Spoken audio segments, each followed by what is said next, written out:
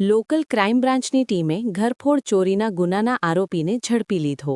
Bhavnagar local crime બ્રાન્ચનો staff આજે ભાવનગર શહેર વિસ્તારમાં પેટ્રોલિંગમાં હતા.